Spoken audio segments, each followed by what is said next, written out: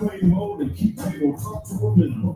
So sit back, have a snack, consume your adult beverage, and let's get this thing started with your host and MC, Joey Lee.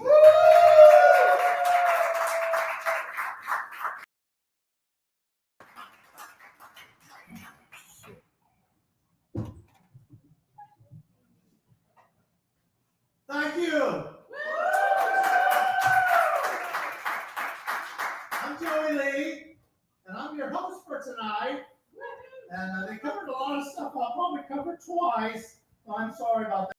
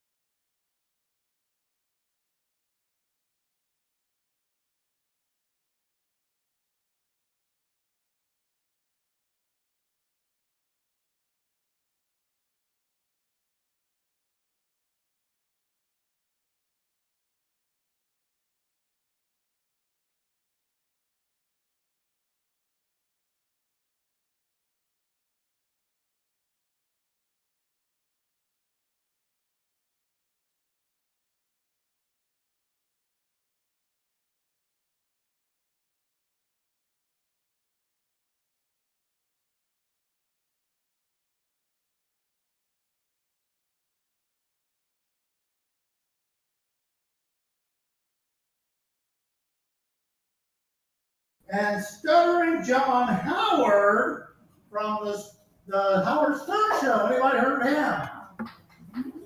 Okay, well, come see him. You'll get to know him. He'll be here on December 13th. So come out and support this club. Tonight we're having a special show to help the local community through the Harvest food pantry. So thank you for coming. How many of you already are involved with that or heard about that? Woo! Great. Okay. Now it says I'm supposed to get you to laugh 3 times. They didn't prepare me. Okay, no, they did. So here's what we're gonna do. You know, these comedians, when you give them your energy, they give it back to you. So we're gonna practice getting your laughing skills up, okay? So I'm gonna tell a really stupid joke, probably the dumbest joke you'll ever heard, but you're gonna pretend it's the funniest joke you've ever heard. So you're gonna react that way. Everybody got it? All right, here's the joke. I've got a friend who's got really big eyes. We call him Seymour.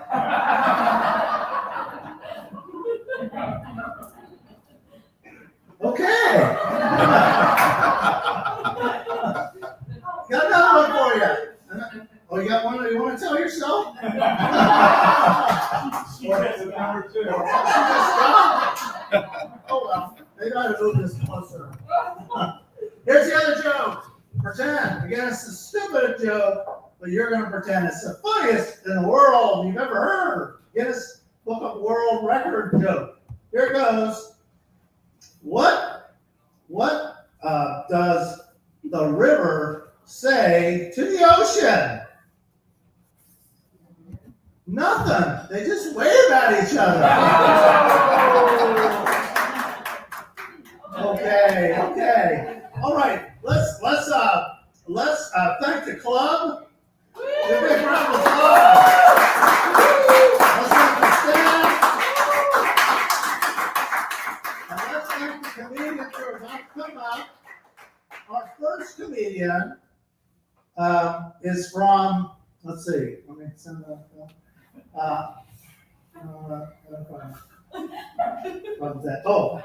She's on a series on Amazon Prime called, I can't read her handwriting. What? Stereotypes. Okay. Stereotypes. Everybody And say she it. performs it in both English and Spanish. And she's from Los Angeles, California. and her name is Andy Vicuña.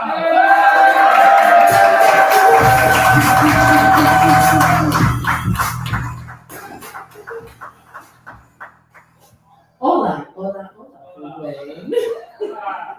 You might be wondering, what is she wearing right now? I got married a week ago. Yes, yes.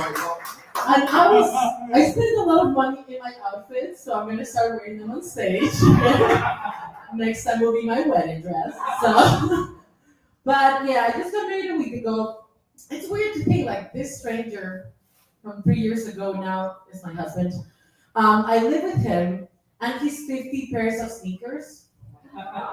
50. Okay, I'm not a bitch. That's a lot. Why, you may ask? Well, when we started dating, he had 3 pairs of sneakers, but he decided to buy a pair of sneakers for every time we had sex. I was like, I don't think there's a female equivalent to that, right? A sneaker for an orgasm. Because if there was, it would be like, I was almost there, sneakers. No, it happens to a lot of men, sneakers. And eventually fake sneakers. Yes. Yeah, living with him is fun.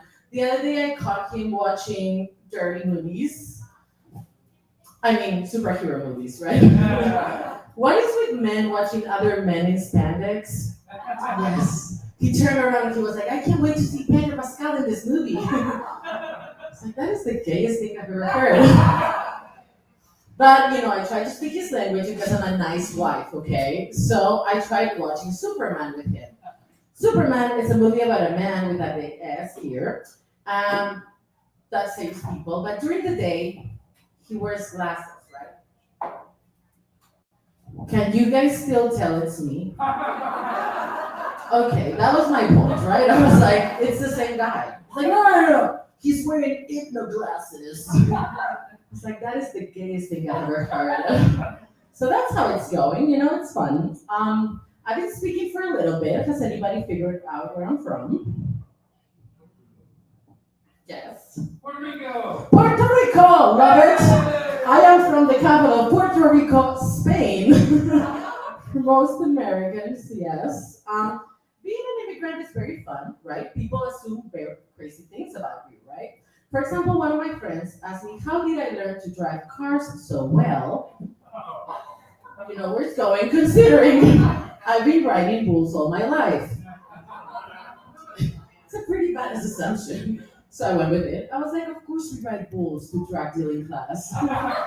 And to flamenco class. And to how to marry an American class, yes.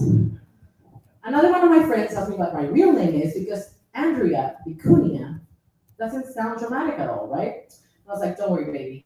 It's Andrea, Maria, Cassandra de las Tortillas, Guacamole Garcia, Marta Novella. And another one of my friends came to my home unexpectedly. I don't clean. So she was surprised because she thought cleaning would come as second nature to me.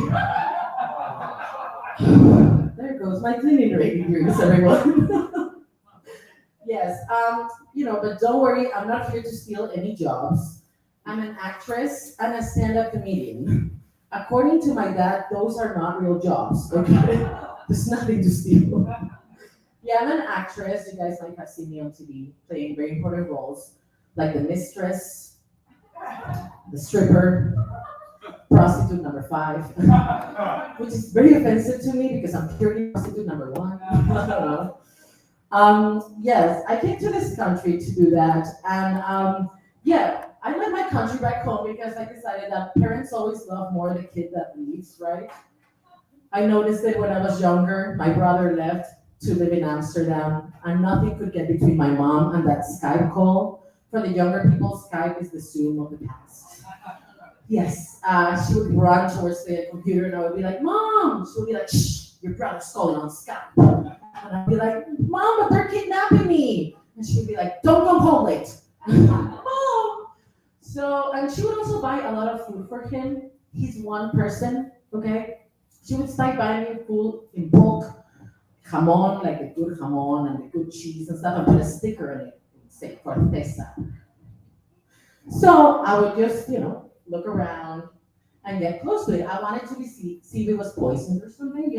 So I was gonna try it, but I forgot that moms have that 360 peripheric vision, that extendable arm that they can hit you anytime. She would hit me and be like, leave that alone, your brother misses, come on. So now she writes, come on for me. So that's why I'm here. But yes, a lot of people are like, why Los Angeles of all America? Like, here is beautiful. Los Angeles, well, I thought, what other place on earth can you live in where people justify their shitty life decisions with astrology? It's there, guys. Nobody sits at the table and is like, how are you? Because they don't care. They'll be like, when were you born? What time? What hand did the doctor use? Did your mom queef? My mom did queef. Yes, I'm a Libra. People say that we're very balanced. I'm like, that is not true. But that's cute. Another thing why I chose Los Angeles was, the abundance of men with red flags. I wanted to experience all of that and tell you guys about it. So here we go. First thing, I had a flat tire, right? And a strong, independent woman. I was changing it myself with a YouTube video. This man arrived in a suit and said, do you want me to change your tire? I said, yes, please. So he changed my tire and I was like, great. So then he told me, you're so beautiful, I would love to take you to dinner. And I was like, I can't, but I'll give you my phone. And I gave him my real phone number. That's good.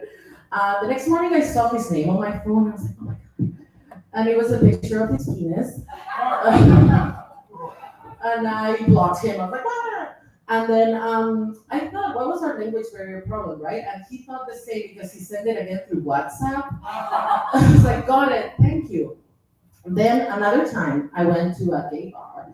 And you go there, you lower your guard. You're like, nobody's going to hit on me. But this man was like, hi, I'm 90% straight. I would love for us to make out. I was like, I didn't make out with him, but did you? Just telling you guys. And lastly, I'm gonna speak. Did you guys know what earthing is? No. Well, this man asked me if we could go earthing as a first date. I googled what it was. It's hiking without shoes, like removing your shoes and going to a remote location. I was like, no. What happened to coffee dates, beer dates, fucking and never going again? I don't know. It's weird. But yes, I live in Los Angeles and I decided I was not dating American men initially because they asked me very weird questions like, ¿Dónde está la biblioteca?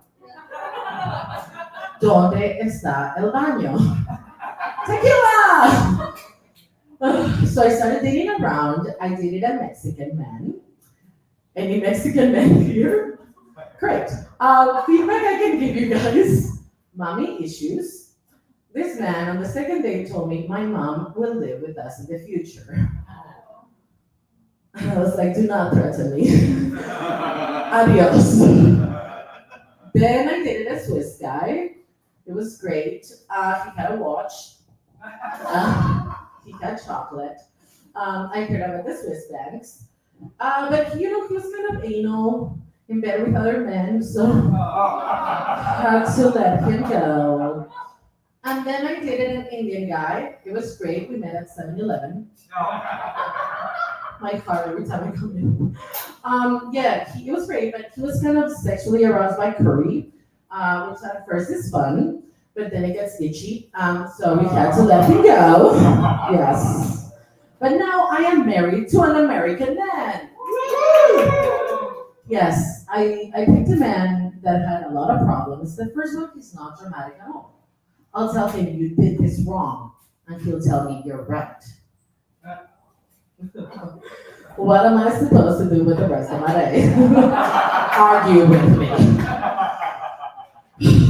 Then we have language barrier problems. The other day, he told me, I love how soft you are.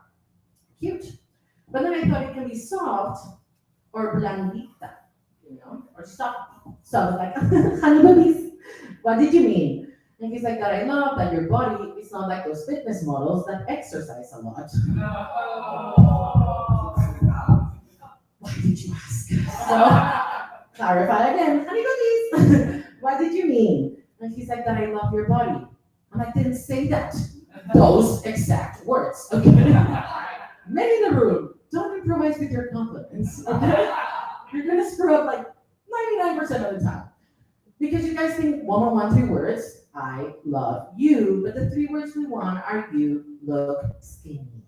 Okay? You will win every single time. But yeah, another thing about LA that I love is there we don't pray, we manifest. You guys know what manifesting? It's not like thinking what is gonna happen, it's gonna be positive, and then that happens. That's how I found my man. I decided I wanted a man that was like charming, funny, not that joke funny.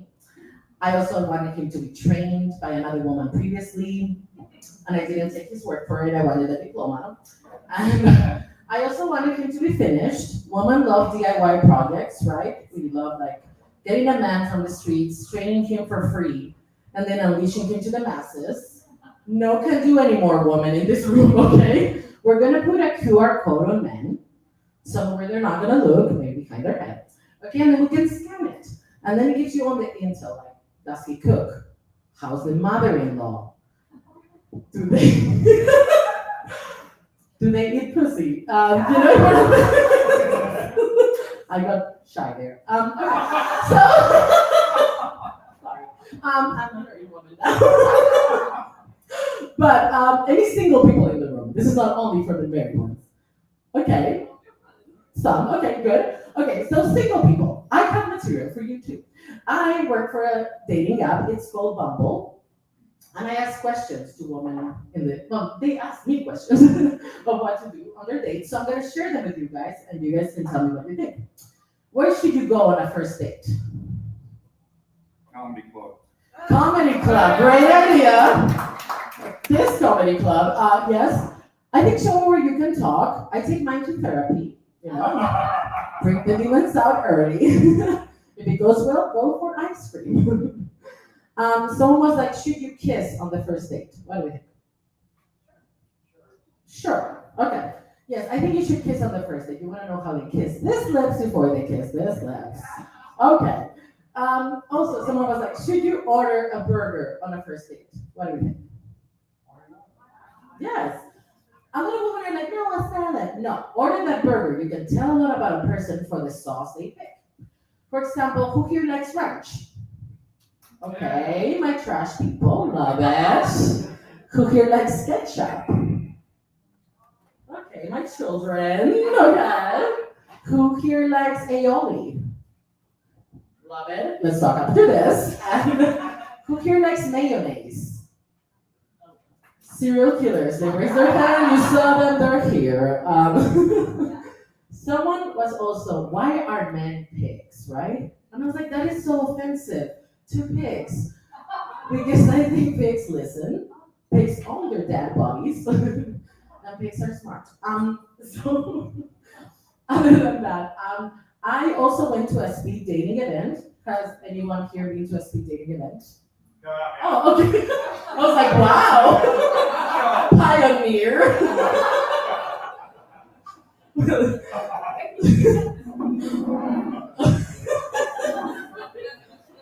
Okay, speed dating events are places where you sit down across from strangers and talk to them quickly and decide who you want to date. I went to this speed dating event. Was I single? No. But my friend asked me to go with her. So I did. The first man I met was like, how are you, gorgeous? And I was like, immediately want a second date to tell him he's gay. Brunch, probably.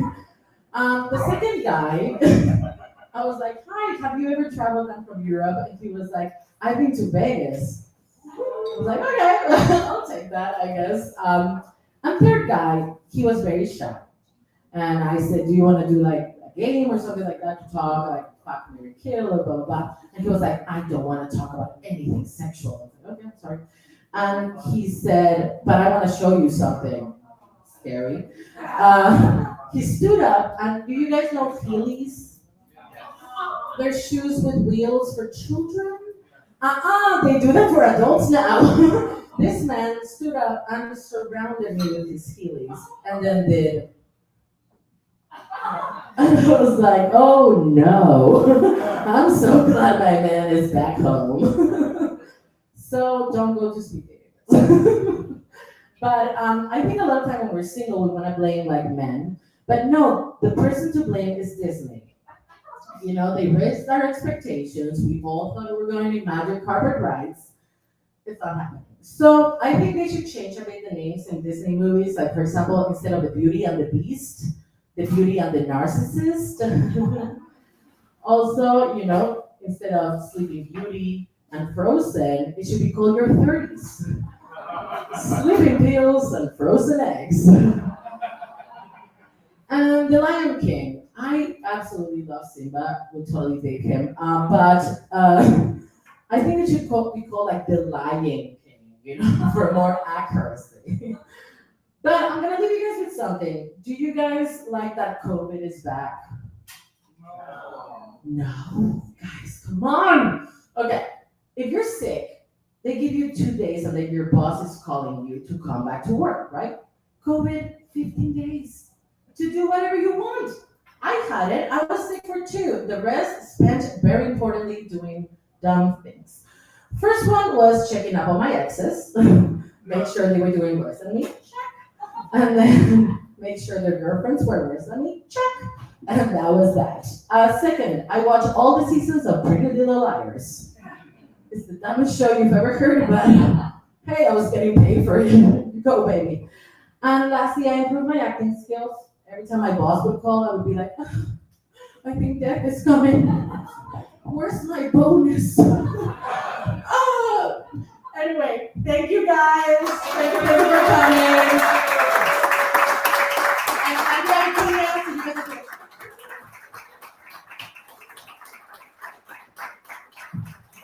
For Andrea! All the way from Los Angeles to come here.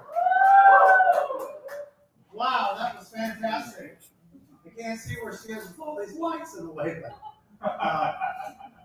What I'd like to do now is, are you all ready for our next comedian? Yeah. Okay. Well, she's from a little closer. She performs all over the Midwest. And she's from Lake Orion, Michigan, which is 2 hours driving, I think. 3 hours, okay. And her name is Eileen Knowlton. Give her a big round of applause.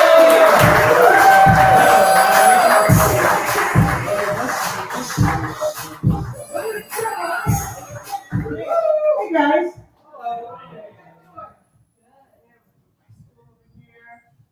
Thank you, Joey. You're doing a great job. Give it up for Joey again.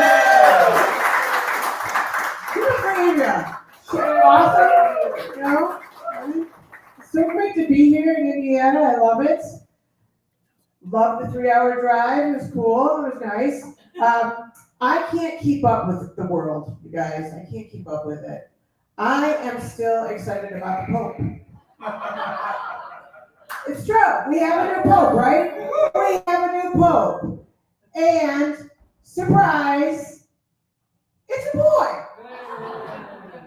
I was really kind of hoping for something different this time. I don't know. Isn't it interesting about the Pope that the one thing that is required for the Pope to have is the exact thing he's forbidden to use for the rest of his life? You know what that is, right? Cool. I see a psychic, and my psychic predicted the new Pope, which was very interesting. But what was sad is my psychic passed away recently. I would have really appreciated a heads up on that. You know? Ladies, there's a lot of ladies here tonight, which is nice, because you don't always see that at a comedy club. But we love our girls' getaway weekends, don't we? We do. We love our girls' getaway weekends. Yeah, clap it up for that. I just got back from one, and I decided something. I think when men get together, they talk about women and sex. You know what women talk about when we get together? Like me? Ozempic. But whether it's men talking about women and sex or women talking about Ozempic, the conversation sounds exactly the same. How can I get my hands on some of that? How much is that going to cost me? How come my friends are getting it, but I'm not? Will it eventually kill me? I have this year I lost about 35 pounds this year, so I'm feeling good, feeling healthy. Thank you. It does come with some challenges when you lose weight. I can have like extra skin, you know.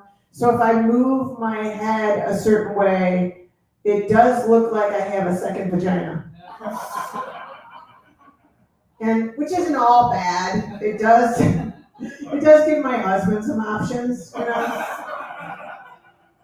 And I thought of naming my OnlyFans page Second Vagina for You. I thought that might be good. I am getting older. I'm not crazy about getting older. I don't like telling people how old I am. I'm one of those, yeah. And I have friends that say, I think you can't do that. You have to age gracefully. You have to age with grace. I don't know who this Grace bitch is. I think she has a friend named Karen. I'm on a 3-year plan for colonoscopies. I get a colonoscopy every 3 years. And that is because every time I get a colonoscopy, they always find something. Sometimes it's a polyp, my wallet, my keys, my political opinions that my neighbor didn't like. That Waldo dude was up there one time for no reason. I am a teacher. Give it up for teachers. Thank you. I've been a teacher for a long time, but you guys, it's getting hard. It's getting really hard. In fact, I decided that next week is my last day of teaching. Wow. Sober. I'm an elementary school teacher, which means I teach all subjects. It doesn't mean I'm good at all subjects. I ain't good at grammar, that's for sure. But that's the thing, people think that teachers are supposed to know everything about everything. And I had a conversation with a guy who asked me, I'm gonna ask you this question too. He said, I mean, what did our country use before there was a constitution? Do you know? Anyone know? Do you know, what did our country use before there was a constitution? Like what document? Well, I can see all the thinkers in here. I don't know what that is. That's very good. Thank you for playing, sir. He said Magna Carta. That is incorrect. It's the Articles of Confederation. But hey, I didn't know that. You know? And this guy says to me, what do you mean you don't know that? You're supposed to know that. You're the teacher. I'm like, dude, I taught kindergarten. I can give two shits about your little Schoolhouse Rock trivia game you got going with me now. If I could get 27 kids to the bathroom on time, that was a win for me. Yeah, if I could get the same 27 kids to sit on a carpet next to me without killing each other, another huge win for me. If I could just get one of those kids to accept a broken candy cane without losing their shit, that was a huge win for me. I taught kindergarten. They could not keep their hands off me. They poop, they pee, they cry all at the same time. All while telling some crazy ass story over and over again.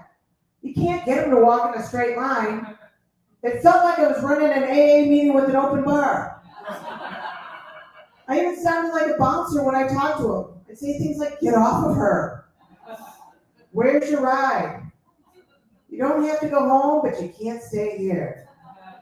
I've had conversations with drunk friends that sounded exactly like conversations I had with kindergarten students.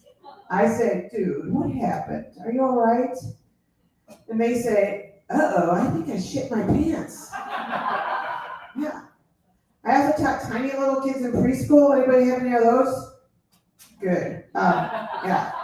Stop making those kids. Anyway, let's all get into an agreement here. Let's stop sending those kids to school smelling like weed. Yeah, that happens. I don't know what's going on in the drop-off line. There's kids coming to school smelling like weed. okay? There's always at least one kid comes to school smelling overwhelmingly like weed. I have a name for that kid. Lucky. These kids are coming to school, their little backpacks smell like weed, their clothes smell like weed, and that weed smell fills up the classroom, and then it wafts out to the hallway of the school, and kind of just stays there, out there in the hallway like a weed haze. So I started to use it. So if you're new to the school, I'll say, take this hallway, turn right. When you get to the smell of purple kush, you're there. You made it to preschool. You have to understand that as a teacher, I don't want you to send your kid to school smelling like weed. I know. It's just another reminder of something wonderful I can no longer afford. Weed. If you send your kid to school with an apple for me, I'm going to carve it into a bomb. That's what's happening. I was teaching geometry to a bunch of little kids, and what that looks like is I say, get around the classroom and try and find different shapes. Like maybe something looks like a square, or something looks like a circle. And this kid, Joey, said to me, I found a rectangle. I'm like, great, Joey. Where did you find a rectangle? And he said, your butt. He said, your butt looks like a rectangle. I know you want to see my butt right now. Your butt looks like a rectangle. And that was a low point for me. Because either I'm horrible at teaching geometry, or my ass looks like an Etch-a-Sketch, or both. I deal a lot with parents too, as you can imagine. I had a parent accuse me of eating all the snacks. All the snacks in the classroom that were meant for the children.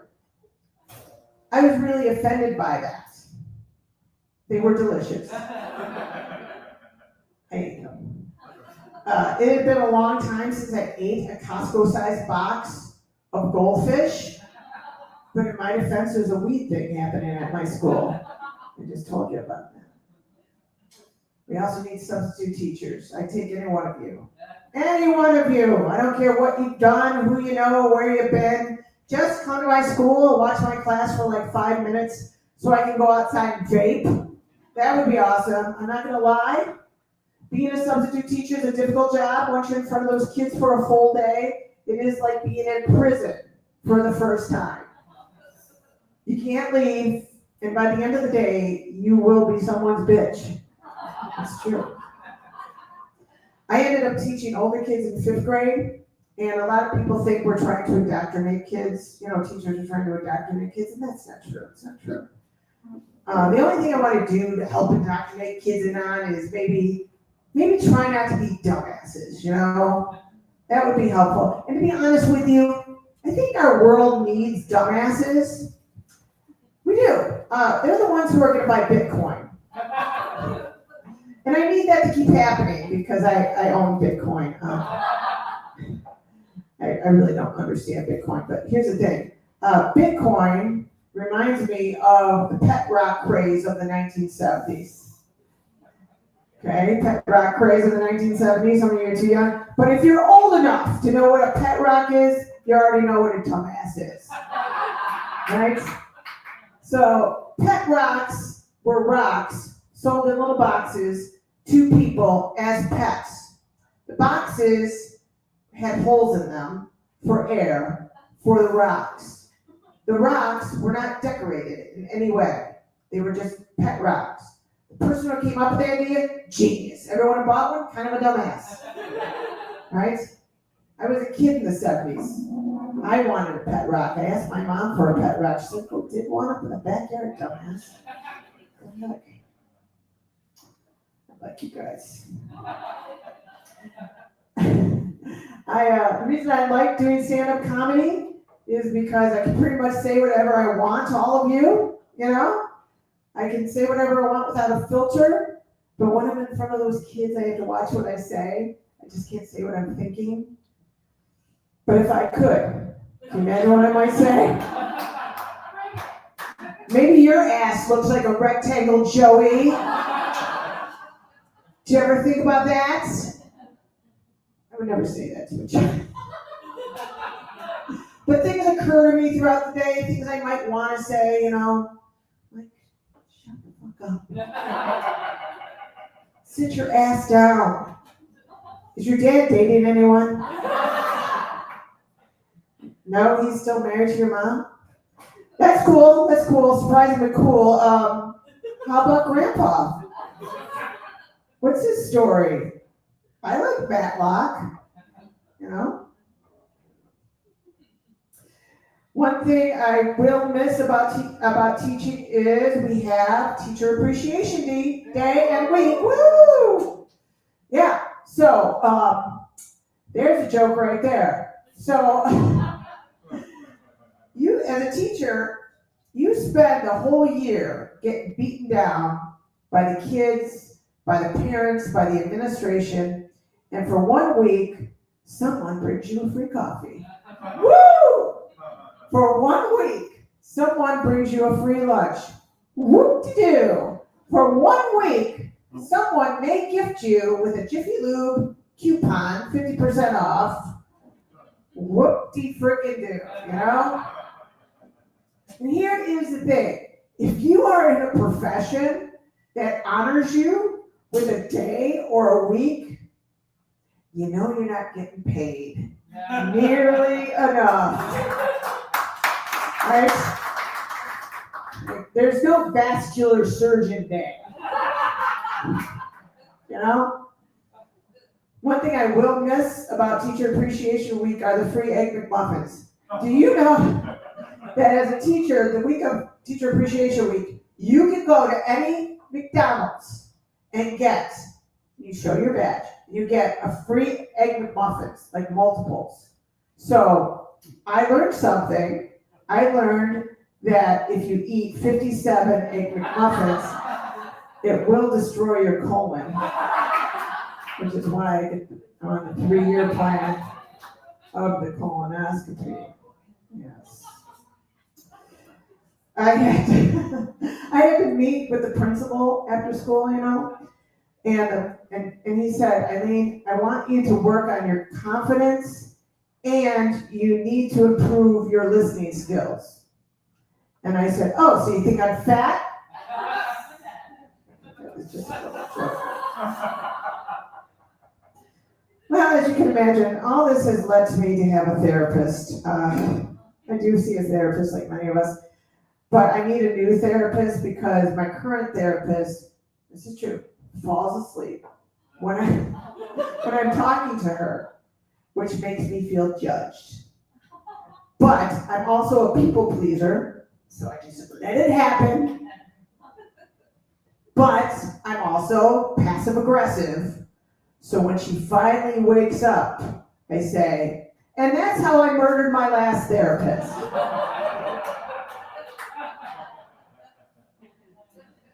Oh, you guys are a lot of fun. It doesn't speak well of me, but when I hear the words same-sex marriage, I only think of myself. I'm married to a man, but we keep having the same sex over and over again. It's true. My husband's very supportive of me doing stand-up comedy because he knows, let me tell you, it feels great when you guys laugh. It feels great. So he'll say, yes, but is it better than sex? That depends. Are you talking the sex we had in our 20s or the most recent sex? Because there is a difference. Because sex is like Christmas. When you're young, it's magical. But now that we're older, still good. Still good. Just seems like a lot more work, you know? It's true. I've been married for a long time, 33 years. Yeah, thanks. It's a marathon. But being in a long-term relationship feels like every board game I've ever played, like Monopoly, Risk, Clue. You know, once you're starting out, setting things up, you roll the dice, it's exciting, it's fun. But once you're into it for a while, you start to think, when's this shit gonna end? How's it gonna end? Is it gonna be Colonel Mustard in the conservatory with a candlestick? It's not a trivial pursuit. Yes. But he's great. Let me ask you this. Anybody a musician here tonight? Anybody a musician? Okay, good. Well, I'm still gonna tell this joke, right? Whether you guys relate to it or not. I'm still gonna, I think you will. So the reason I asked, is anyone a musician, is because I married a musician. That's not entirely true. I married a drummer. That's a drummer joke. That's a drummer joke, yes. I did. And being married to a drummer is weird. Even when we have sex, he uses a metronome. Yes. Actually, I married him because he was a drummer. And I'll tell you what, before we got married, before I even knew him, he was in a very bad accident on I-94 in Michigan. It was so bad they had to close the freeway. The only thing that saved his life, and the only thing that saved him from being crushed from the truck behind him, was his bass drum was in the car. It's true. So, if he had played the oboe, never would have married. I would never have sex with an oboe player.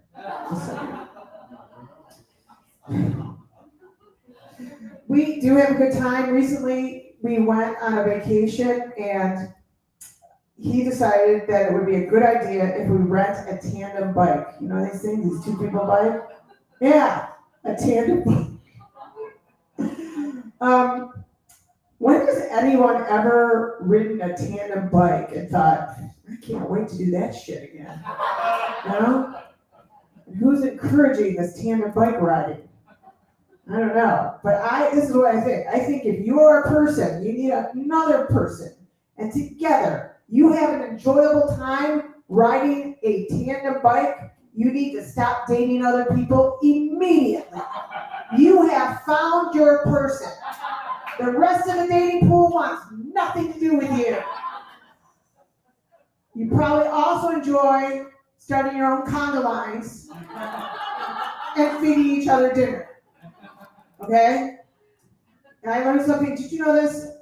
A tandem bike ride, two people, there's two positions, the front and the back. They have names and job descriptions. True. The person in the front is called the captain. They have all the power, the steering, the braking, speed. And the person in the back is called the victim. Actually, the person in the back is called the stoker. The stoker, which is Canadian for stalker. But I noticed that once in a while I would see like just a single person riding all by themselves on this big ass tandem bike, you know? And I think, what's the story? What's the story there? Is it the captain or the stoker? I don't know, but I think that's his time to start looking for a body, right? You guys are so much fun. I have to see how much time we have left together. Oh, okay, it's getting there, it's getting there. All right, nice. Okay. Yeah, anyway. Told you about the tandem bikes. Oh, I have two sons. We have two sons, they're young adults. And when my one son was still living at home, I went into his room and I found a box of glow-in-the-dark condoms. Yeah.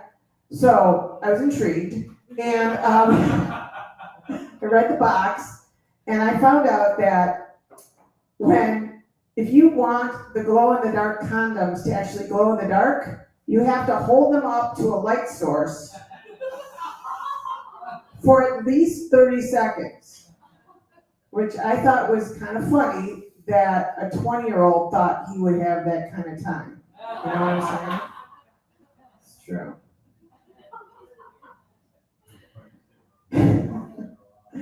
What else? I ran for office in my community. I ran for Orion Township trustee. Thank you. I stepped up, yes. All right, thank you very much. And I took that campaign very seriously. I had a campaign Instagram account, and I had a campaign Facebook account. And somewhere in there, I think it was my Instagram account, someone DM'd me a dick pic. I know, me. And I had never received a dick pic before, so when I looked at it, I thought someone was flipping me off. But then when I realized what it was, all I could think about was, does this mean this guy's gonna vote for me? Because I need words. I need words like a caption. I need words to go with a picture. So if I received something like that with some words, like, take this, you communist whore. You know, that I would get. I'm not a communist.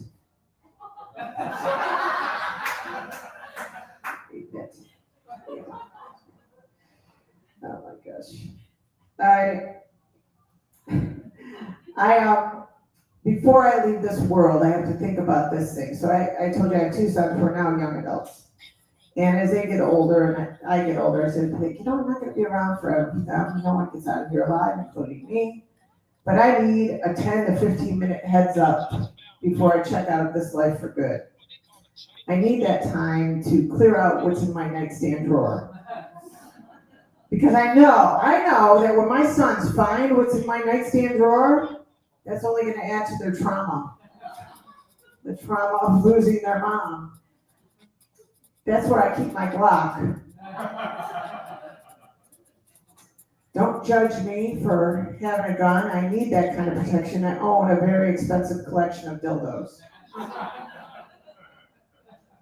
Okay, I'm going to get out of here in a minute, you guys. But I want to leave you with this. It's kind of a spicy joke, spicy thing. Can you handle it? Yeah. All right.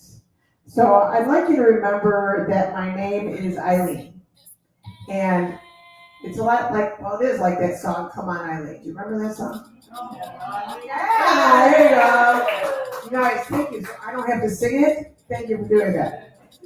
So, yeah, the song called Come On Eileen is about a lovely lady named Eileen who gets jizzed on. I don't know if you guys realize this. The song's about jizz, about spoosh, about cum, it's whatever you call it. You know? Some guys even wonder what that tastes like. I can tell you, it tastes like regret. Every time. Not just the most recent time, not just the first time. Because it's not like you have Skittles flying out of your junk, you know? Because that would be a complete game changer if you did. There'd be zero population growth. Some people would lose their teeth. No one would care. Because teeth just get in the way of the delicious Skittles. I'm going to leave you with that one, you guys. You guys have been great. And my name is Eileen. Thank you so much.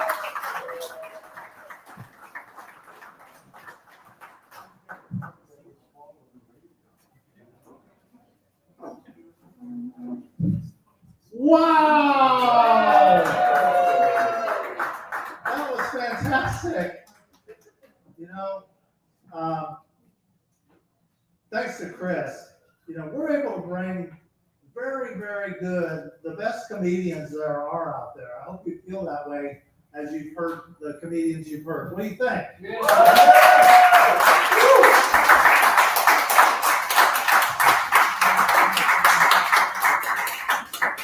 I remember when I was about 20-ish, I saw Jerry Seinfeld and Bob Saget at a comedy club. I was sitting right there. And as these comedians come up, it just reminds me of that. You guys someday are going to say, I saw Eileen Nolan. I saw Andy. And you're about to see our next comedian. He is also from Los Angeles. He performs all over America. He finished top 3 in the 2025 World Series of Comedy last month. Hey.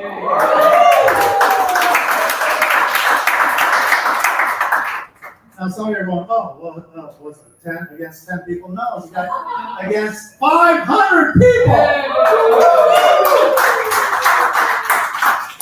seeing the best. And I'd like to bring up now my friend and my very, very funny friend, Shay Freeman.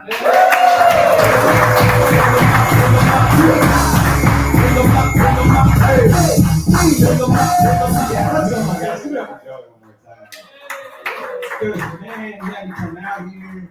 He said, come to Fort Wayne. I was like, yes, this is great. I came here once last year. It wasn't great. So hopefully this time's a little better. Real quick before we get started, you guys are not drunk. This is what I actually look like in person. A lot of you guys are probably wondering, like, what happened? It's literally when people first meet me, it's the first thing they ask. Not, hey, how you doing? Like, well, what happened to your face, right? Like, let's explain. A few years ago, I got the Johnson & Johnson vaccine. That's what you're looking at. I don't know who here got the shot. I don't know what your symptoms were, but this is my Fauci ouchie. That's what we call it in my house. Yeah, I didn't have good insurance. I just saw a guy with a needle. He said, "You want it?" And I was like, "I mean, if it protects me, sure." And then I woke up like this, and it's fine. It's cool. I'm kidding, guys. The government did not do this to me. Okay. I was born this way. I was born to two great parents. My mother is a spicy Latina. My father is my mom's brother. We're a tight-knit group, y'all. We keep it all in the family, you know. I'm kidding. My dad was actually Sloth from the Goonies. That's who he was. So it's not incest, right? You know, but no, actually, I was born with something called Cruzon syndrome. Not a lot of people know what that is. Like, I don't even know what it is. To tell you the truth, I'm not a doctor. They don't pay me to know. Like, when people ask me what is Cruzon's, I tell them it's the brand of tequila my mom drank while she was pregnant with me. But I know that's not true because my mom didn't have her first drink until after she saw what I looked like. It was open bar in the maternity ward. Just handing them out, you know. I don't blame her though. I was an ugly baby. That is the truth. It's what the doctor said, actually. Like, if he didn't say it like with those words, it was just like he pulled me out of my mom. He took one look at me and was like, "Well, at least he has a good personality." And handed me them. We all know what that's code for. Okay, like, no, it's actually it is weird. You know, I was actually the first baby ever born by exorcism. Like, I came out of my mom, like I popped out like that baby in Total Recall. You guys seen the movie? I came out and I was like, "Let me tell you a secret." And then here I am, you know? None of that is true, but what is true, and I can tell you this because I have had this verified by both of my parents. When my dad first saw me, right, this newborn son, his first son, the first thing that he said was, "Are we sure he's done yet?" Like, he was like, put him back in, let him cook a little longer. Like if I were a steak at a restaurant, right? Like, he was like, "Hey, garçon, this baby's medium rare, all right? I asked for well done, send it back, please." Yeah. It's true, I was an ugly baby. It's okay, all right? Like, I hope people don't feel weird when I say that. Because, like, I no longer identify as an ugly baby, for the record. It's 2025 now. I identify as a sexy adult. That's how I want to treat it. That's right. My pronouns are damn, boy. That's how I want to be addressed. That's right. Because, look, you can be whatever you want to be in America. You can. Katy Perry's an astronaut. Right? Like, Kanye West is a Nazi. Who saw that coming? I didn't. I feel like just letting it be sexy. I'm not hurting anybody, right? You know, it's fine. I mean, actually, this is true. I'm the sexiest person in the world with Cruzon. It's true, yeah. And look, until you guys see another one of us running around in the wild, I am the standard by which we judge these people, okay? Like, I don't know if anyone here knows what it's like to be at the top of your race of people or whatever, I guess, but I am, okay? I am in the top 1% of googly-eyed fucks that you would want to fuck, all right? It's just me and Steve Buscemi. That's it. We're on a mountain looking at each other like, "Hey, I know you." "Oh, yeah, it's cool." No, no, it is great being sexy. I love it. It wasn't always this easy, though, to be honest. Like, growing up was kind of like difficult for me. I was put in special education when I first started school, which is offensive to me because I grew up in Florida. Like that whole state is special education, you know what I mean? Like, I don't know how much lower you could go than that, but they found a spot for me. They were like, we don't know what that is, but put them on the short bus with the rest of them, we'll figure it out, it'll be fine. But no, but that was the public schools. I actually did not go to a public school. I went to a private Christian school for 12 years. Because fun fact, the Christians love me, okay? Like, legit, I'm like a first-round draft pick for those guys. They saw me and they were like, we don't know what that is, but we gotta get them on a flyer immediately. We need the money. We're gonna ride that ugly kid's coattails to the pearly gates. Let us in, Lord, hallelujah, we're coming. Just like that. I do love that school. I went there for, like I said, 12 years. I met a lot of really good people. People I'm still friends with to this day. Times kind of got a little awkward, you know, like I would find myself in the middle of these like weird situations, like sometimes politically, which I'm not a big fan of, you know. Like one time I was in Bible class and they were like doing a lecture like on pro-life and everything like that. And my Bible teacher is like pacing around the room telling all of us abortions affect millions of people across the country. You might know someone who's had an abortion or been affected by an abortion. Shay could have been an abortion. I had the same response. So I raised my hand. I was like, I got a couple questions. First of all, why'd you make direct eye contact with me when you said that? Okay, be a little more subtle next time. Second question, why couldn't you use Jessica as an example? Like, hear me out. Jessica is the prettiest girl in our class. Her mom is 30 years old. We are 16. I don't know what kind of math they use in the Bible, like in the book of Numbers, but kind of sounds like that should have been the abortion, right? And I got suspended because you can't say that. At 10:30 a.m. on a Monday, you can't, you can't sit down and have your coffee. I did, I loved that school. It was weird though, because when I first started going there, like, I learned this like later on, but technically a baby that was born like me would have been considered an abomination by God, like way back in the day. And the reason I know that is because when I was 7 years old, a movie came out called The Hunchback of Notre Dame. Are you familiar with the movie? Like, shout out to my Disney prince, Quasimodo. That was my guy. You know, that was who I had, right? I went and saw that movie. It's a great movie. If you haven't seen it, it is good. It's a little dark for a kid's movie, though. Like the first 5 minutes of the movie, it's like really heavy, right? Like Quasimodo's mom, she's running through the streets of Paris, got her little ugly baby in tow, right? It's in the movie, guys. She's running, they're chasing her, they're like got pitchforks, and, they're like, we heard it make animal sounds, we gotta kill it. And like they're just, they're chasing her. She eventually dies at the foot of the Notre Dame Cathedral, right? And the priest comes out, he sees the body, he sees the baby, picks the baby up, he looks at it, he goes, ew. He walks over to a well, right? Like he's holding this baby over the well. He wants to kill this ugly baby, but he can't. It's a Disney movie. But still, he's holding it over the well, and he's thinking, I can't do this. I'm a man of God, right? Like, how's this going to look for me? I got a better idea. We'll hide him away in the bell tower for the rest of his life and never show his face again to the world, right? And that's messed up. It's not the worst thing the Catholic Church ever did to a child, but still, it's messed up. God, don't get mad at me. I didn't fuck those kids. I'm just relaying the message. I guess there's some Catholics in here. Forgive me, Father, I have sinned for that joke.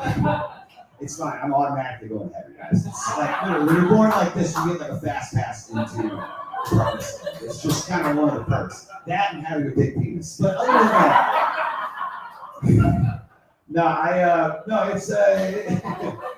it's oh man, I don't know how to take myself out of that. No, but I love that school, man. I had a lot of ambitions, I had a lot of dreams growing up. Like one of my big dreams was I wanted to be on Nickelodeon. Like I don't know if you guys saw that documentary that came out like last year, I think it was 2 years ago. The thing that I learned from that documentary was sometimes dreams don't have to come true.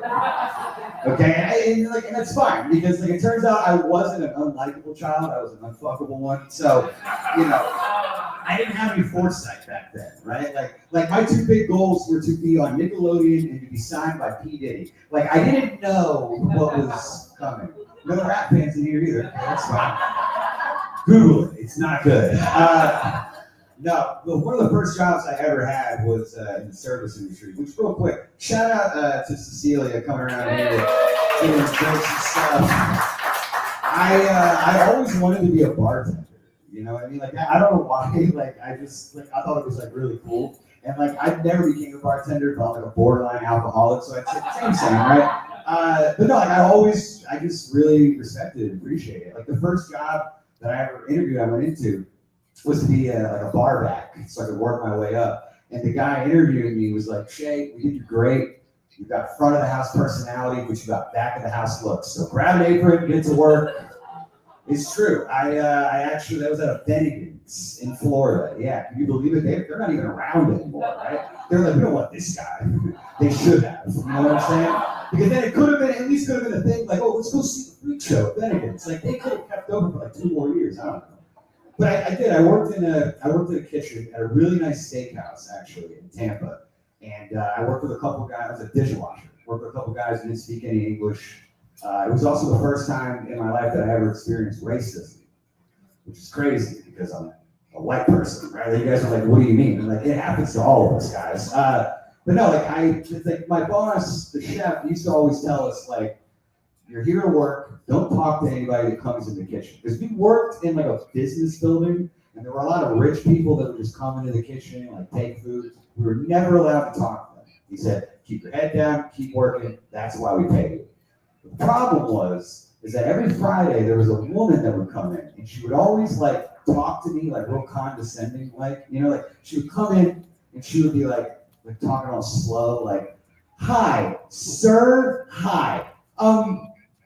Can you help me take the trash downstairs? Thank you. Thank you." And this went on for like 3 months. Okay. And like, so one day I bit up the nerve to finally tell her something, right? I was like, I'm going to say something. She started walking over to me, and I was like, listen, before we go any further, I just want to say, I'm an American. Okay. I speak English. Like, you don't got to talk to me like that. I know this is awkward. I don't want this to be weird, but I had to tell you, get it out of the way. And I know she felt that, right? Because like her eyes got all big and she was like, oh my God, I'm so sorry. I thought you were retarded. And I don't know if that's racism per se, but I felt very marginalized in that moment. You know what I mean? Like that sort of thing just kind of happens to me a lot. Like all throughout my life, I've been mistaken for that. And like, it doesn't bother me if someone says that word to me, or like if someone just says it in general. Like if a comic came up here and said that word, I wouldn't be offended. But like if a comic came up here and said that word and half the audience looked over at me to see if they could laugh, that's offensive. You're not helping the situation, right? Like I don't even know if I'm allowed to say that word. You know what I mean? Like me saying that word is like if like Dwayne "The Rock" Johnson said the N-word. Right? You'd be like, wait a minute, can he say that? Like, he kind of looks like one, but like, I don't know, I gotta Google it real quick. You know what I mean? Yeah, it's like a tricky situation, you know?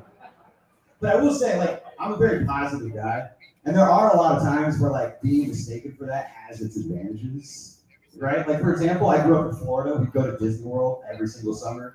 I would get pushed around in a wheelchair, not because I had to be, it just made more sense financially for me to be in a wheelchair. Right? Like I'm getting pushed around the park like Sweet Little Prince, you know? Like we're cutting the line, we're doing all the rides, it was great. Only problem is anytime I wanted to play with my cousins, my uncles would spray me with a bottle of water. They'd be like, get back down, we're not paying full price. Magic at Disney. Half those people are lying, just for the record. But no, another reason, or another thing I did do is like in high school I played basketball. I was actually a really good basketball player. I averaged 20 points a game my senior year. Which is, all of it came in the first like half, like first quarter, because like when we would come out for like layup lines and stuff like that, like the opposing coaches would look over and see me and go, oh, they're letting him play tonight. Okay. All right, guys, gather around real quick. Listen, tonight we get to be heroes, okay? Just like, let him take a couple shots. If he makes one, it's great. We're gonna be on Sports Center later. All right, guys, 1, 2, 3, heroes. And then, so like, and that's how the games would start, right? Like every time, like I would get the ball, I'd make a shot. I'd get it again, I'd make another shot, another. Eventually the coaches are like freaking out. They're calling a timeout going, all right, guys, huddle up. Apparently this guy's the Forrest Gump of basketball, okay? Like, put an elbow in his face or something. I think that's where he gets all his power from. I don't know, right? And this is true. One time we were playing this school, Catholic Christian, okay? And at the half, this fan in the stand, he wasn't like a fan of me, he was a fan of the other team, because like he yelled out, he was like, hey, you guys can't let that retard beat you. I know, right? And they kicked him out because they had to, right? And like it lit a fire under me. You know what I mean? Like I came out of that second half like locked in, tongue out, like like Michael Jordan, guys. Famously not retarded Michael Jordan. That's the thing. You know what I'm saying? Like there are times though where there is a gray area, like you gotta kind of be careful. Follow me on this logic, if you will. So I feel like in today's day and age, like everybody wants to be right, but more importantly, nobody wants to be wrong. Does that make sense? Like we see it all the time on social media, everybody's arguing and shit like that. Everybody wants to be right, but nobody wants to be wrong. And the best example I can give you is this one time I was going to go get cigarettes. I pulled into a 7-Eleven. There are no spots available, just a handicap spot. So I pulled up. I'm going in and out. It's not a big deal. Who cares, right? Well, someone did care. There was a woman standing outside, pointing at the sign, going, hey, buddy, you see that sign? Yeah, that's not for you. You got to move your car, asshole. Go, get on. And I'm thinking, okay, she's right. But I don't want to be wrong. You know what I mean? So, I got out of the car. I took a deep breath. I looked her in the eyes, and I said, you can't tell me what I can't do. And I know she felt bad because her eyes got all big, and she was like, oh my God, I didn't know you were retarded. And then she held my hand, bought me some candy, wiped my chin of the drool that I had. She was like, I didn't know they let you guys drive cars. And I was like, they do. And we all learned a lesson that day. You guys are going to hell, just for the record. Okay? Just we're all going to hell. It's fine. No, it's cool. I don't know where I'm at with my jokes right now. I gotta go check this and see. Oh yeah, okay. So we're talking about retarders, blah blah blah. How about something that's not that? I don't want to step on anybody else's material that came up tonight, but I also got married about a week or two ago. Which was, that's right. Shout out to the Make-A-Wish Foundation. Those guys were amazing. Did you know this? They make dreams come true. I had to pay for it, but still, money well spent, No, my wife's amazing. She's smart, she's funny, she's beautiful. She goes to another school. You guys wouldn't know who she is, but she's real, okay? She's legit, man. Now, my wife's Spanish. Actually, she's like, yeah, I know you guys are all turning around over here. Yeah, my wife. I have sex with her. Anyways, it's being filmed. Anyway, she's like the Hilaria Baldwin to my Alec Baldwin, right? Except unlike Hilaria Baldwin, she's actually from Spain, and unlike Alec Baldwin, I've never killed anyone, and but we're kind of like a good match, She's really great, you know what I mean? She supports me, she supports my dreams, which is awesome. My big dream is that I want to film a special. I want to do a special, right? Coincidentally, doing a special is how she describes having sex with me. So, but she lets me fuck, guys. It's fine. I'm not mad about it, Now that we're married, everybody's like, "When are you guys having kids? When are we getting kids?" Our parents are like, "When are we getting grandbabies?" And it's weird for me because, to be honest, I don't even know if I'm allowed to have children. You know what I mean? Every time we have sex, I gotta take the condom off, put it in a biohazard trash can, and send it away for research. I'm kidding, I don't wear a condom. But I do have to be respectful. It's radioactive. No, it is crazy. I'm so lucky, you know what I mean? Because like I was in LA for 10 years, and dating it's hard everywhere. It's even worse in Los Angeles. Like the most superficial people. And like I was on the apps. I was on Bumble. Does anybody know what Bumble is? We're familiar? Yeah. So it's like if you're a guy and you match with a woman, you gotta wait for her to say something, right? And if she doesn't say anything in 24 hours, that's it. You're never gonna hear from her again unless you walk by her on the street. She goes, "Oh no." It's the only time you're gonna hear from her. But like, and this is true. I waited 5 years to have my first conversation on Bumble. 5 very cold, dark years. And I finally got the message. I got really excited. I'm thinking to myself, like, what's this woman gonna say? Like, this could be my future wife. How to get the ball rolling here, right? I open up the app, I look at the message. This woman asked me if I was a little person. Not, hey, how's it going? Just, are you a little person? And I responded, no, what the hell are you talking about? And then she replied very quickly, no, are you a midget? And midget was in all capital letters, which I thought was kind of funny. But he's like, are you a midget because your face looks like it comes from the same mongoloid type of family? I know, right? That could have been my future wife. You're off to a terrible start. It was not going well. Although I will say, I actually told that joke at a show a couple months ago, and there was a little person in the audience, but he was so small I couldn't see him. But he was there, right? Because he came up to me at the end of the show, and he had his little lollipop, and he was like, hey, we really like your show? No, he was like, no, we really liked your show. I thought you were funny, you were great, but I didn't get that midget all caps punchline. And I was like, I'm sorry, man. I guess it went right over your head. I don't know what to tell you. I did end up like talking to some other women on Bumble and going out with some women. The weirdest thing that has ever been said to me on that app, other than the last thing I just told you, was I was having a good conversation with this lady, and in the middle of nowhere, she just said, I would sit on your face, but it looks like someone already has. And I was like, first of all, how dare you say a joke funnier than anything I've come up with? My job is to tell these jokes, okay? So I stole it, and I said it on stage like a real comedian would. Don't laugh at that, because it's not true. We don't steal jokes. We just look in the mirror and write down all the things we don't like about ourselves. But no, I did go out with this one woman who looked past all my facial differences. And I'll give credit where it's due. Thank you. But it was weird because she brought it up to me on the date. She was like, you know, Shay, you're not the first guy like you that I've been out with, okay? I went out with a guy in a wheelchair once. I don't know if you guys are paying attention.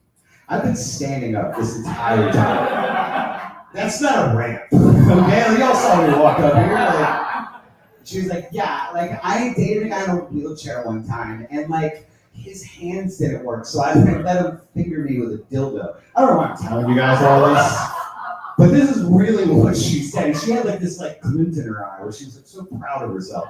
And that's when I realized like, oh, this is how this lady thinks she's getting into heaven, right? You know what I mean? Like one day she's gonna die and she's gonna go see St. Peter at the gates, and he's gonna have his little book, and he's gonna be like, okay, ma'am, it says here that you were a liar, you were a cheat, you are a drunk who wears the same leopard print outfit every time you go out. Don't think we didn't notice. But it also says here that you let a guy in a wheelchair finger you, and you went out with an ugly baby. So I guess right this way, man. Welcome to heaven.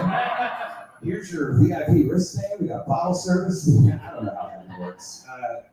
No, but it is great. I'm so glad I don't have to worry about that anymore. Because like honestly, like I mean, look, I got the ring. I really and truly like found the one. Like that is what I believe, right? Thank you. He is the best thing. Like I feel like a rescue dog in this. Like I found my forever home. You know what I mean? But it's true. Like I do feel like a rescue dog. It's like if she found me in the streets of Los Angeles, just like wet and dirty. And she was like, "You'll do." She brought me home, cleaned me up, you know, like gave me a place to stay, and that's awesome, right? Like 'cause she feeds me. She lets me sleep in the bed with her. Every now and again, she puts peanut butter on her pussy, lets me lick it off. That's my treat. Go home and try it, guys. Seriously, it's good. Just grab a bottle of milk if you need it. It's thick. And don't bite, because I did that one time. I almost got put down. Not a good scenario there. No, we have 2 dogs actually. We have 2 dogs. Mine is a rescue. Hers is a service dog. I love the dogs. They don't really get along with each other, but like they love their mama, and that's what's great. Her dog loves her a little too much, if you ask me. We have sexies right there, just watching us, and it's like, dude, you're a service dog, but you're off the clock. Like you don't have to be around us 24/7. And it's not even like he's excited to be there. You know, he's just like laying there, and he'll just look at me sometimes in the heat of the moment and just be like. like he's just bored. Like leave the room then, dude. Like what we do, man. Like it's crazy, you know. Like it was scary though. Like a couple months ago, he did get attacked by like a much bigger dog. It was terrifying. I don't know if you guys have ever seen something like or had that happen to you, but it was jarring for us, you know. Like it's still like we get worried about it. And I remember I was telling a buddy of mine, like after it happened, like. Yeah, this big dog, like, you know, had ninja and like in her mouth and was fighting. And my buddy said, well, you know, in that scenario, if it ever happens again, you put your finger on that dog's asshole. And I looked at this man, who was one of my best friends, and I was like, how'd you figure that out? Right? Like, what scenario were you in with a dog where you were like, ah, you know what I mean? Not inviting you over anymore, you know what I'm saying? Like, you're not watching my dogs ever again. I'm terrified of this shit, dude. Like, can't have that happen. Now that we're married, you know, like who here's married, by the way? We get a round of applause. Yeah, married people, yes. Nice. I'm new to this, you know what I'm saying? One of my favorite phrases to say now is as a married man. But as a married man, there are things that I've learned, you know, the things I gotta do that I didn't really want to do, you know, like potentially fight another man that's talking to my wife. You know what I'm saying? Because I'm not a confrontational person. Like, look at me, guys. Okay? Like, I don't fight. Like, I took Christian karate. You guys are probably wondering, what is Christian karate? Well, it's karate where we pray to our Japanese Jesus, or Japaneses, as I like to call them. But we don't really know how to fight. I'll show you guys a little bit of my routine, if you guys don't mind. How to like whip this out in probably 30 years, but here we go. Tell me what you think. So this is basically how we start, and I'm gonna give you a little. Here we go. Wait for it.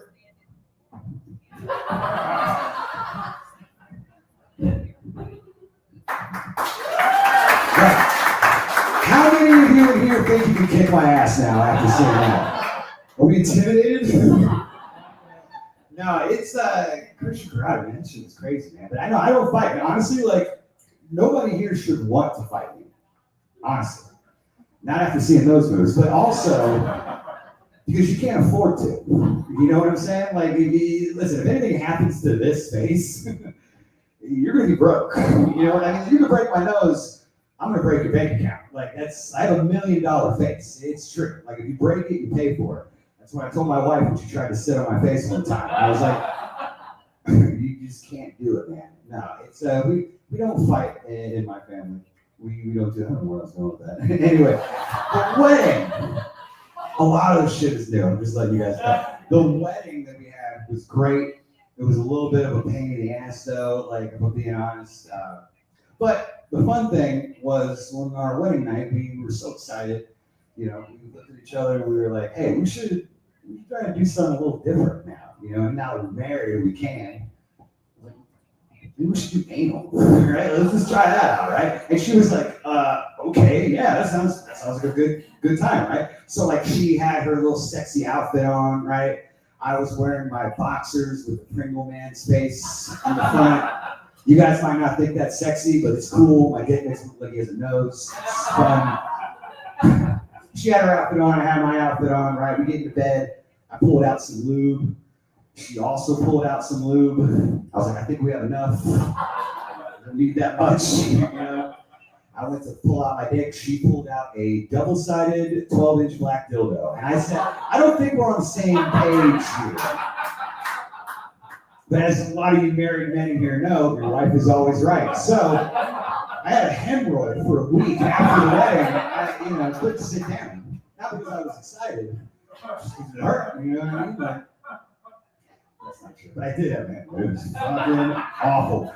The wedding planning is crazy, man. Like my wife and I are comedians and huge procrastinators. Like we live by the seat of our pants. We were literally getting everything done like a month before the wedding, and we had a year to plan this shit out, right? We were coming up with like invitations, and I remember we were looking at the invitations, and I had sent a thing, and my wife said something back. She said, "There's too many periods on this thing. It doesn't sound exciting."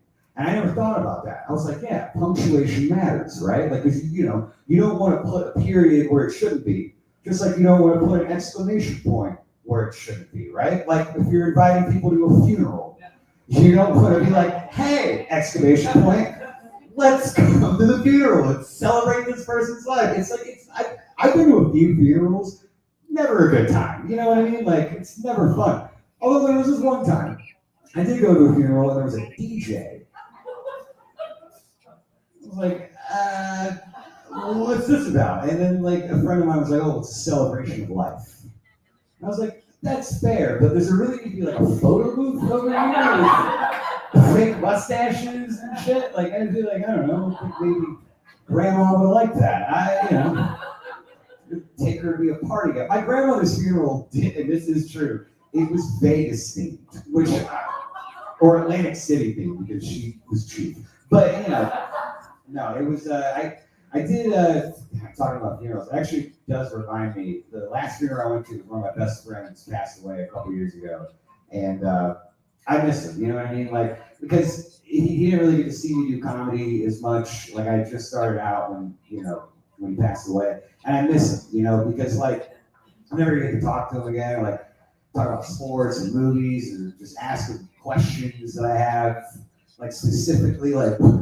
Why did you lie so many times throughout life, right? Like my friend, as good as he is, rest in peace, was a pathological liar who made some of the weirdest like fibs of all. Like I'll give you guys one that he did in a fantasy football group chat, which I don't know if any of you guys play fantasy football.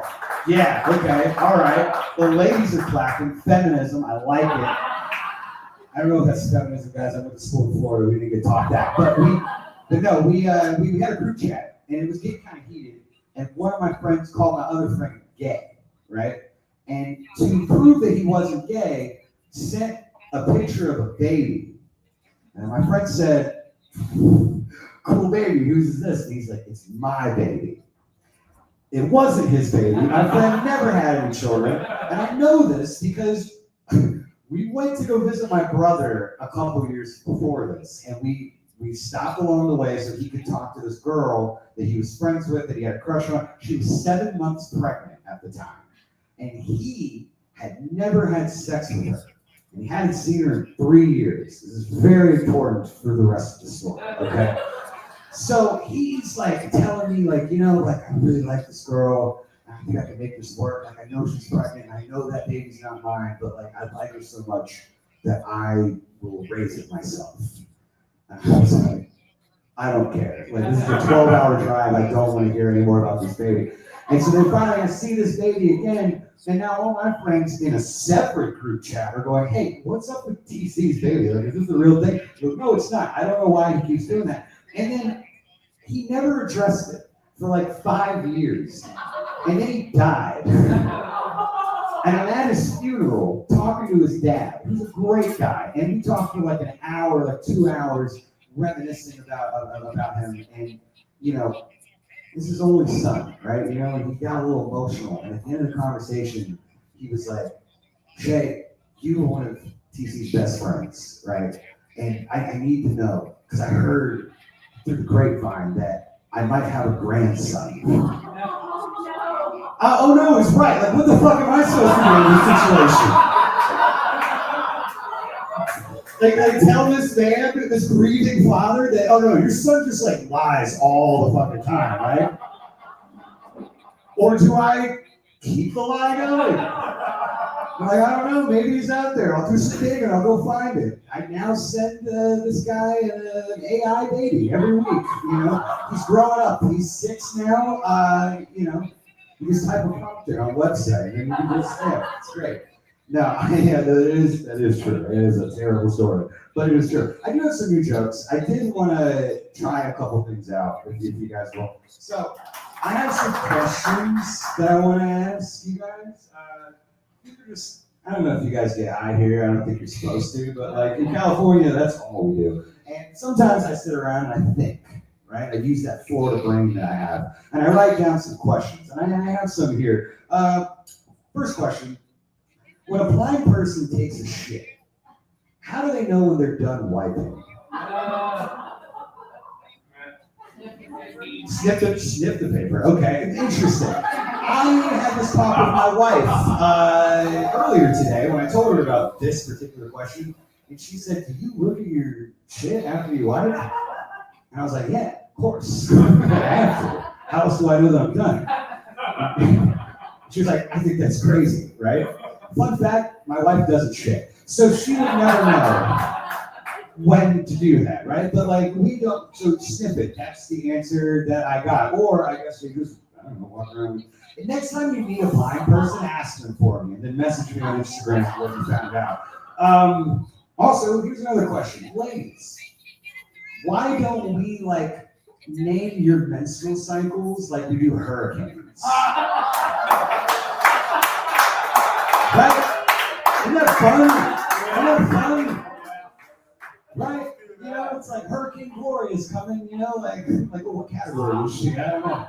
If it was a tropical storm, who cares? Right? You know what I mean? Like, you might just pour a drink, it'll be done in a day or two. It's a category 5, it's like you gotta evacuate now. So yeah, my wife has like a fucking category 4 period coming up, and the news is like, all right, we're going live to the scene with Shay Freeman and Shay. Can you tell us what's going on? Yeah, it's not looking good over here, guys. I had to pull up the doors and windows to keep her in the house. Gonna go to my mother's for a few days just to so this thing blows over, but it is rough in there. Another question. You guys watch Maury? You guys know Maury? I don't think it's still on anymore, right? But like Maury, right? Like you are the father, right? The Maury babies. What are they up to now? Right? Like, what are they doing? Because like they were babies, and I'm assuming now they're like teenagers. What's that gotta be like? You know what I mean? Like they're just sitting at home one day after school, flipping the channels, they see their baby picture, they're like, you guys never told me you were on this show. Dad, why were you so upset when you found out that you were my father? Right? It's crazy. Like, Maury is such a fun show. I'm not gonna lie. I've been watching it lately, like just like randomly on TV. And it's like a sporting event. You know, like I wish I could bet on these things, you know? And like a sporting event, black people are just way better at it. I'm just sorry, like way more entertaining. When it's a white family, they're like, we're gonna make this work. We'll figure it out, you know. But like, whenever it's a black person, I'm like, all right, here we go. This is gonna be good. They start doing fucking like dance moves and shit. Right? The lady finds out that it's like it's not the father. She's all of a sudden a track star, just running behind the scenes. It's amazing. Go home and watch Maury if you guys are bored. So also, I have one last question. When animals hear us do imitations of them, do you think they're ever like, that's not what we sound like, right? Like, you know, like you have some friends going out on town for some beers and they're like, oh, oh, oh, right? And there's a couple of coyotes just like off in the distance going, what? Are you serious? We do not sound like that at all. This is what we sound like. I don't know why I made a coyote gay, but I just, you know, Just sticks. I also want to try something else out. I wrote out a bunch of jokes about barbecues, right? Like we did this thing a long time ago where like an exercise, like you would get a prompt and you would have to write out like a bunch of jokes for like a certain prompt. And the prompt that I got was things you could say at a barbecue that you can't say to your girlfriend or wife, right? So let me know what you guys think about some of these, all right? So let's get started here. First one, smells like bacon. Right? That's so big. It's a big portion, but I feel like I could eat a whole cow right now. Tastes a little dry. Gotta put some sauce on it, give it a little flavor. You got any floss? I think there's still some fat in my teeth. I prefer meat that's not aged. Don't look back at her. I don't say these things to her. I'm looking at my wife. There I am like, no, now we all know it's not good. I got a couple ones. Ooh, buddy, I'm gonna have a good shit later. I got better in Texas. I can't wait to let my friends taste this. We're all gonna come together next time. And honestly, this one was my favorite. My mom's is better. Makes my mouth water just thinking about it. Ooh, buddy. Okay, so I don't know where I'm at, guys. This is not normally what we do professionally, but I did get married a week ago. Like I was not prepared for this. So we travel a lot as comedians, but also we just like my wife's from Spain, so we go to Madrid as much as we can and hang out there. I don't like to fly. Like, I hate planes. Like, is anybody here afraid of flying? Right? It's terrifying. Like, it's just like I love to travel. I just don't like how you have to travel. You know what I mean? It's like the best way I can like equate it is like if you liked having an orgasm, but you didn't like having sex to achieve the orgasm. The ladies in the room know what I'm talking about. But like that's how I feel, like whenever we're on a plane. Because like it's fucking scary. I don't know what happened. Like my buddy one time, I was about to go on a trip, the same guy who put a finger in a dog's ass. He was like, it's true, we're driving, and I was worried, about the plane, something happening, and he was like, dude, honestly, the worst thing that can happen is during the takeoff, right? Like the plane will just explode. And it'll happen so fast, you won't even feel it. I'm like, what the fuck is wrong with you? Like, why would you say these things to me? We'll get on a plane tomorrow, right? And ever since then, it's just been scary. Like, I went on a plane one time, and I was flying from Vegas to Seattle. And Vegas is so windy. Like, this is just like a desert. The wind's blowing all the time. And I remember, like, I'm getting on this plane, and I saw like a group of Boy Scouts get on the plane. I don't know if anybody's read Lord of the Flies, but like I'm pretty sure like that's kind of how it started, right? Like you know what I mean? Like if I see like a group of Boy Scouts or like Girl Scouts or something like that, like a girls soccer team, shout out to Yellow Jackets, great show. I'm automatically assuming the plane's going down, right? Like it freaks me out. And I remember I told my uncle this, one of my uncles one time, and he was like, well, what if it was a couple guys in turbans? How would you feel then? And I was like, fine, obviously, at least they know how to fly a plane. Landing is the hard part, but like flying it, they're fine, okay? And I remember so I'm on this plane, and it was just me, I was doing a show out in Tacoma, and I'm flying out there, and all of a sudden, it's getting rocky, it's getting woo, you know what I'm saying? I'm thinking about what my buddy said, and all of a sudden, one of the overhead compartments flipped up, and this lady in the row next to me shrieked, screamed loud, and immediately the only thing I could think about was we're going down, we're gonna die, right? All I could think about was my wife. That's it. I kept thinking about her smile, her laugh. I'm never gonna get those peanut butter kisses ever again. I'm thinking about that. I'm thinking, I'm never gonna tell her I love her again, right? I gotta tell her I love her one last time before we go down, right? So I pulled my phone out of my pocket, I opened it up, it said it was $9.99 for the Wi-Fi. So I put my phone back in the pocket. I was like, no, we're fine. The pilots got this. They have turbans on. That's all we want. We're good. No, but we travel a lot. We go to Madrid. We went to Italy this past summer, which was a lot of fun. Except, I don't know if you guys have ever been to Italy, but Italian men are the horniest people on earth. Like, have you ever been around like actual Italian? Like, not like a New York Italian, okay? Those are just like really tan white guys. Like, that's the sauce, that's not Italian, okay? You're from New Jersey. Get out of here. I'm talking like real, like Massimo. Like whenever they talk, it sounds like they're whining. You know what I mean? It's like, oh, in the schools, yeah, and you're probably thinking, Shay, that's racist. You can't do that. No, they're white people. I can say that. But because like every time we were going somewhere, they're always trying to fuck my wife. And I'm like, well, let's go. Like, we literally were going to ask this guy, where can we get cigarettes? And the guy grabs my wife and goes, let me scusi. And look here, do you see what is so beautiful? Benissimo. Do you see? Fine. Kissed her on the cheek. And I was like, hey, man, that's my wife. You can't kiss her. And he's like, oh, no, but she's so beautiful. Don't you see how beautiful she is? I'm like, yeah, I know. And then he's like, but you gotta love her. You gotta give her the love. And then before I knew it, we were all naked smoking a cigarette. And I'm like, what the fuck just happened here? You know, I go to Europe a lot. I actually, when I was in college, I studied abroad.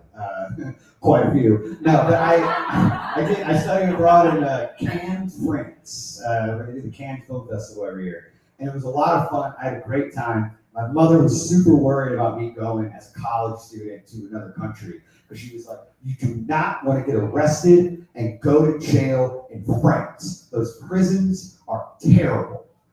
And I was looking at her like, Mom, have you ever seen a prison in America? Like, it's not like they're getting 5 stars on Yelp, you know what I mean? Like, they give you shoes, a bed to sleep in, and you get fucked in the ass, and not in the good kind of way, you know what I'm saying? Like, it's like, what's a French prison like anyway? Like, I'm gonna get fucked in the ass and like it? Like, you know, like, that's what they do in here. It's like my cellmate, it's gonna be black and white. You know, just smoking cigarettes and playing with my hair, like, je t'aime, you know, like, sounds like an Oscar winner if you ask me, you know what I'm saying? Like, I saw that movie once. No, we travel around to a lot of places. We do a lot of exotic locations, like, you know, like I said, Madrid, Rome, Atlanta. Like, we've been to a lot of cool places. Every time we go to a new place, every time we travel, I like to go, like, eat the food of the place that we're in. And Atlanta, by far, the craziest recommendation that I got. Everyone told me that I had to go get lemon pepper wings from this place called Magic City, which is a strip club. If you guys have never known that, it's a very famous strip club. And apparently, the wings are so good that you gotta just go for the wing. So I'm thinking, that's crazy, right? So I Googled it. And sure enough, there's like 40 different reviews, all talking about how great these wings are. 5 stars, 10 out of 10, you gotta go try them. And the only thing that I could think was, how ugly are these strippers? That the wings are like the marquee, you know what I mean? Like everybody's just standing in the kitchen throwing ones, like, yes, chef, yes, chef. Like, I've heard of going to a strip club for the breasts and the thighs, but not the wings, man. It's crazy. I don't go to strip clubs anymore. Not because I'm married or whatever. It's just because, like, financially, you know, you're just throwing your money away to someone who won't give you their real name. Like, that's crazy, you know? The last strip club I ever went to, a stripper told me I looked like Rob Schneider. And I was paying her, okay? Like, Rob Schneider doesn't even want to hear that he looks like Rob Schneider. Like, lie to me, bitch. I gave him $60. Tell me I look like Channing Tatum or something. Like, I don't know, man. Like, and then she was like, after she said it, she was like, do you want to get another dance? I was like, no. And then she was like, you can do it! You can get another dance!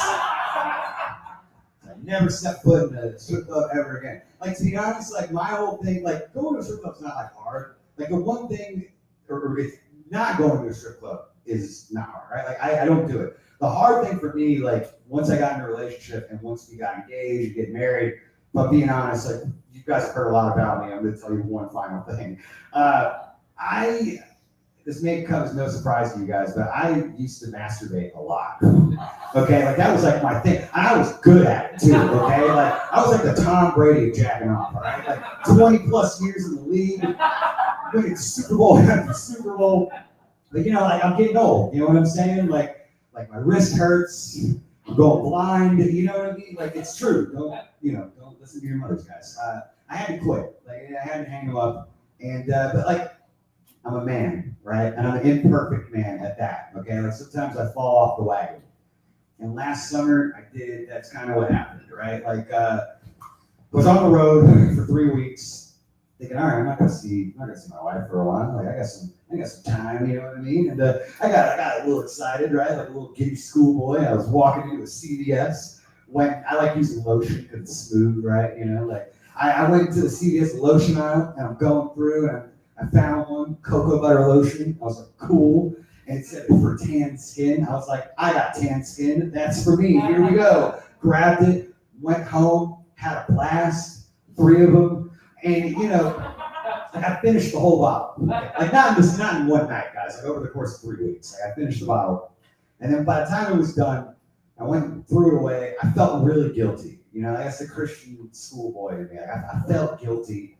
And I went to the sink to wash my hands of my sins one final time, right?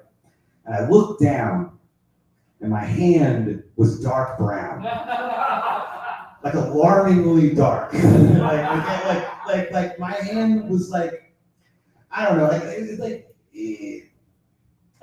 imagine if no, we're not gonna say that. But basically, like it was very, very dark. Okay, like it was very brown. And if my hand was really brown, guess what else was too?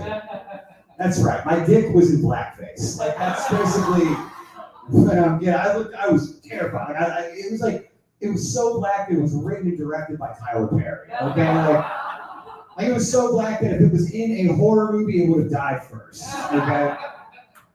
Like I looked down and it like did look like a young Lionel Richie. You know what I'm saying? Like the Jerry Curl doll, just like staring up at me, like, "Hello, is it me on your phone?" It's like, no, I'm wearing a white penis. What is going on here? Like she's gonna know, right? Like if she sees, there's no way to hide it, right? And that's the thing. You gotta be honest. Like, don't lie. Just come clean. Be honest. So I came home and I was like, listen, there's no easy way to say this, so I'm just gonna show you, right? I sat her down. I dropped my pants. I'm just standing there, dick swinging in the wind, you know, like Donald Duck in it, right? You know, just shirt, no pants. And I was like, here we are. And look, I thought she was gonna be mad. She wasn't. She was actually really excited. And she was like, oh my God, it's bigger. And I was like, no, it's the same size. It's just darker. And she was like, what am I gonna tell my parents? Like, hopefully nothing. I don't know why you flew them in on this. She's like, well, I've never dated a black guy before. I'm like, and you're still not. Like, you're still, this is only temporary. And she's like, well, we gotta put this thing to work. And I'm like, all right. And I'll be honest with you, the best sex I've ever had in my entire life. Like, if she was doing things to me I didn't even know that she was capable of, right? And at the end, we were exhausted. Like, she looked over at me and she was like, oh my God. It felt like I was having sex with like a different person. And I was like, yeah. I felt the same way. You kept calling me Jamal the entire time. Like, who the fuck is that? And now she wants to move to Atlanta? Like, what the fuck is in Atlanta? Well, turns out I'm going to have to buy a lot more of that self-tanning lotion if I'm going to survive over there, you know what I mean? All right, that was my final joke. I hope you guys all had a great time. Shout out to my friend Joey Lee over here. My name is Shay Freeman. Have a great night.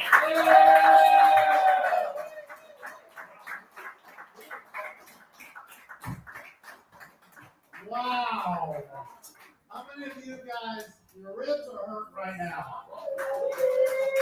Oh my gosh. That was fantastic. That was fantastic. Now, we're not finished yet. We have some, as I mentioned, the whole purpose of this is to help local charities. And we're helping one of the local charities. And I'd like to bring up Adam Roby, who's all the way from Fort Wayne. And he's the engagement manager at Community Harvest Food Bank.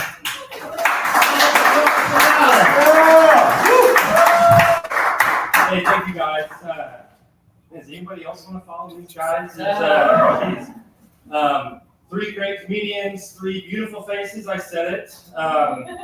You guys are awesome. Thank you so much for doing this for us. I've had a couple of you guys in here before over the years. And like I said, I appreciate you coming out. It means a lot. You know, last time we raised enough money to buy 800 meals just for coming out. So that's good. I think we're going to beat that tonight for sure. And you'll combine probably upwards of about 2,000 meals are able to be purchased based on just coming out and having a good time. So really appreciate everything you did tonight and everything you've done in the past and in the future. Sounds like, you know, we're going to buy a t-shirt later to get free admission for next time. So we're excited for next time. Yeah, if you ever want to come by, donate, it's easy to go online. You can see me after the show. You see the rest of the comments after the show and stuff. And yeah, we had a great time. And we're not quite done yet either. I think we got something else coming up. We've got the raffle. You all have a ticket, right? And how this is going to work is, first of all, if you want to increase your chances, I'm going to go get some more tickets. If you'd like to buy some up, get your wallets out. And let's see, somebody else do it for me? Okay, thank you, sir. We got our little raffle thing here. We have great odds. And if anyone wants to buy, the ones that you've already got are already in there. If anybody would like to buy some more, this helps the cause. And you might win something. We got, by the way, the prize are, first prize is $25 Walmart, second prize is $50, and the third prize is $100 cash.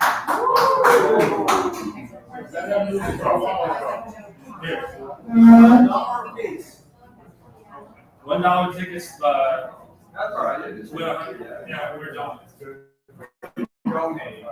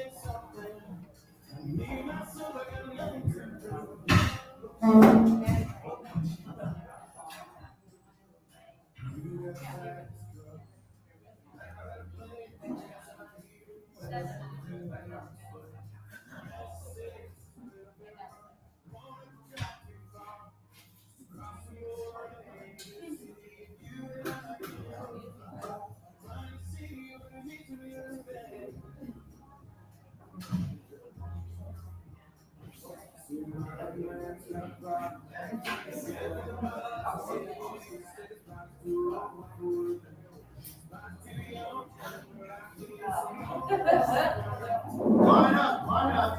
Get them out there.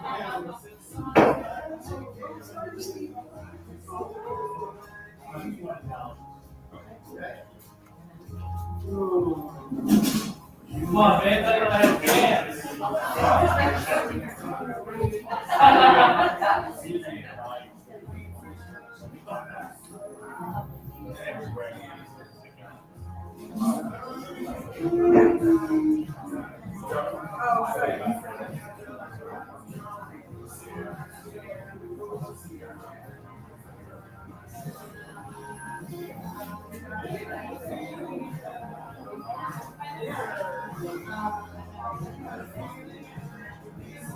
Anybody else? Anybody else?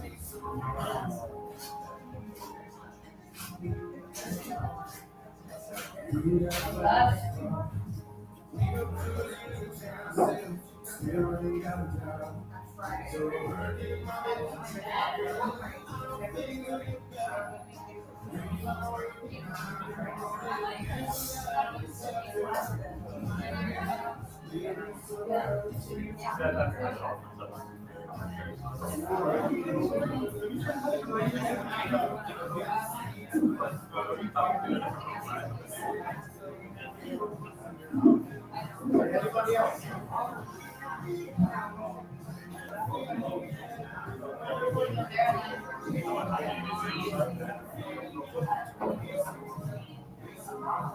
I would just. Hey, everybody ready?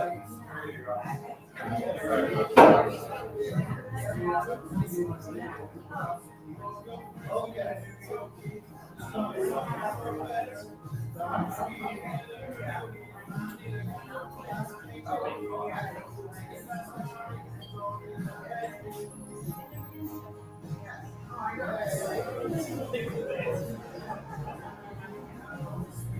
This is for the 20.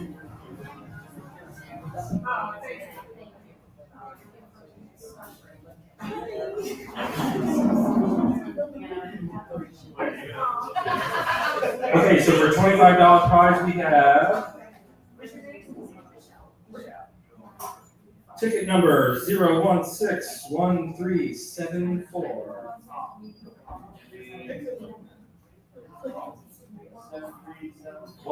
13.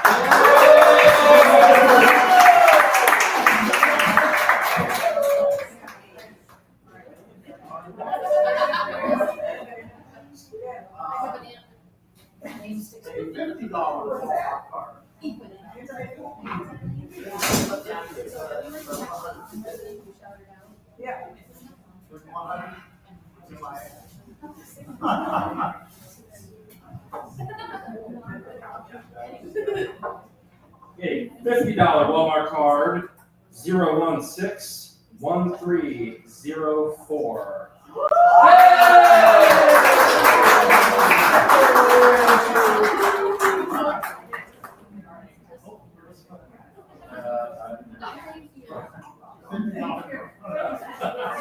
There you go. Please, $100 all cash. All right.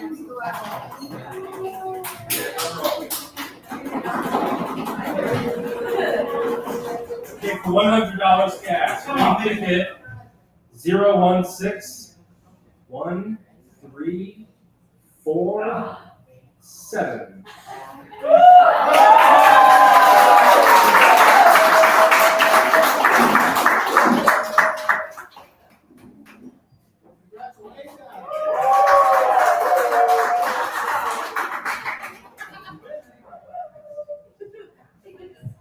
Hey, everybody. I just want to thank every one of you coming out tonight. Give yourselves a big round of applause. Also, let's give a round of applause to our comedians.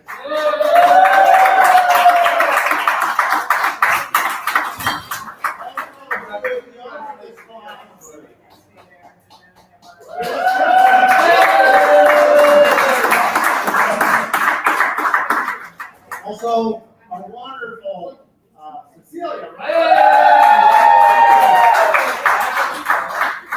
Hey, we're going to still be around if you want to talk. But this concludes our show. Thank